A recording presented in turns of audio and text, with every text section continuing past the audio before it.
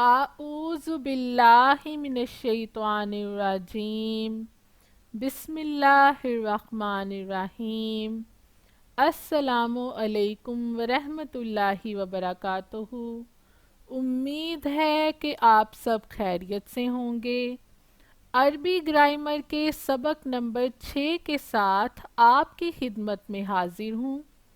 پچھلے اسباق میں ہم نے اسم کو اس کی جنس اور وسعت کے حوالے سے پڑھا تھا۔ آج ہم اسم کو اس کی اعرابی حالت کے اعتبار سے پڑھیں گے۔ تو اپنا سبق شروع کرتے ہیں۔ اعرابی حالت۔ اسم کی آخری حرکت کو اعرابی حالت کہتے ہیں۔ اسم کی اصلی حالت حالت رفع کی ہوتی ہے۔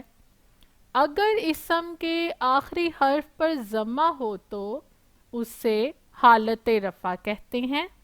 اگر فتح ہو تو اسے حالت نصب کہتے ہیں، اور اگر کسرہ ہو تو حالت جر کہتے ہیں۔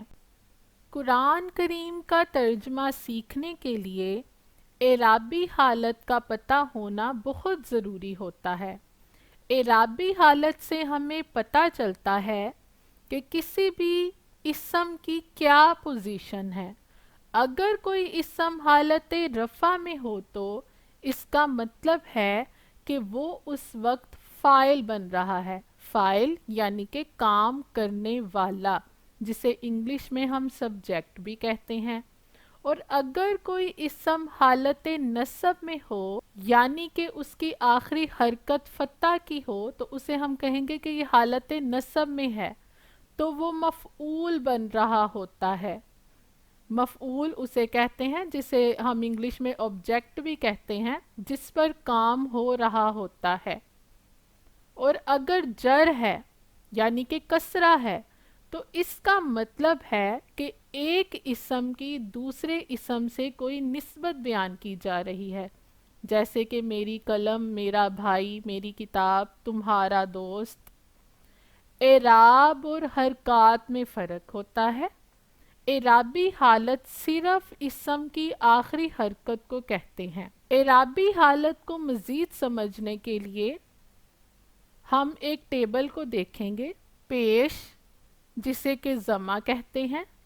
اگر کسی بھی اسم کی آخری حرکت ضمہ کی ہوگی یعنی کہ اس پر پیش ہوگی تو ہم کہیں گے کہ یہ حالت رفع میں ہے، یعنی کہ وہ فاعل بن کر آ رہا ہے۔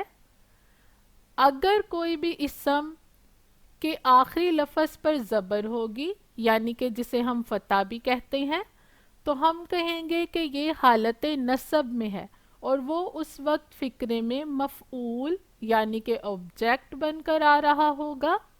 زیر، جسے ہم کسرہ بھی کہتے ہیں، اگر کسی بھی اسم کی آخری لفظ پر کسرہ ہوگی تو ہم کیا کہیں گے کہ اس کی حالت کون سی ہے؟ اس کی حالت حالت جر کی ہے، یعنی کہ ایک اسم کی دوسرے اسم سے کوئی نسبت بیان کی جا رہی ہے۔ اب ہم اس کو مزید مثالوں سے سمجھیں گے۔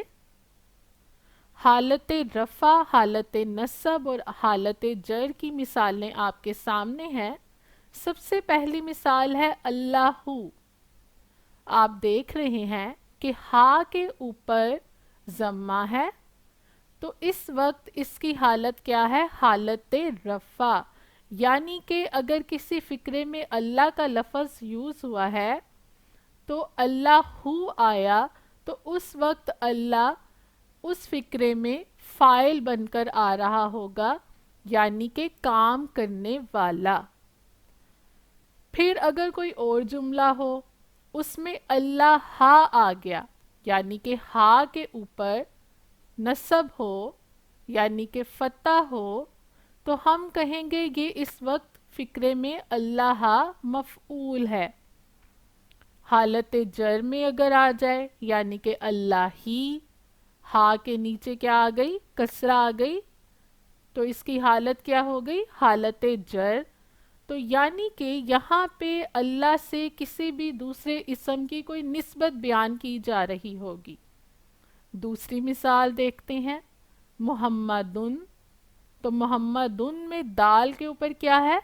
ضمہ کی تنوین ہے، تو یہ کیا ہے؟ حالت رفع ہے۔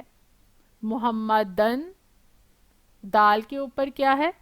نصب ہے، یعنی کہ فتح ہے، تو یہ اس وقت حالت نصب میں ہوگا، مفعول بن رہا ہوگا کسی بھی فقرے میں اس طرح جب لفظ آئے گا۔ محمدن، دال کے نیچے آپ کو کسرہ کی تنوین نظر آ رہی ہے، یعنی کہ اس وقت محمدن حالت جر میں ہے۔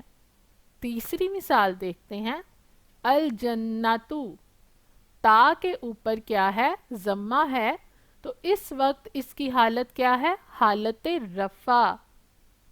الجنتا، تا کے اوپر فتح ہے، اس وقت اس کی حالت کیا ہے؟ حالت نصب۔ الجنتی، تا کے نیچے کیا ہے؟ کسرہ ہے، یعنی کہ زیر ہے، تو اس وقت اس کی حالت کیا ہے؟ حالت جر۔ اب اس کو مزید سمجھنے کے لیے ہم ایک اور مثال دیکھیں گے۔ والدن، والدن لڑکے کو کہتے ہیں۔ مثال کے ذریعے والدن کو تینوں اعرابی حالتوں میں دیکھتے ہیں کہ اس کی کیا پوزیشن بنتی ہے۔ اردو مثال دیکھیں، اردو میں ہم کہتے ہیں لڑکا آیا، تو عربی میں کیا ہوگا؟ جاء والدن، تو اس وقت جو والدن ہے وہ ایک کام کر رہا ہے، اور وہ کون سا کام کر رہا ہے؟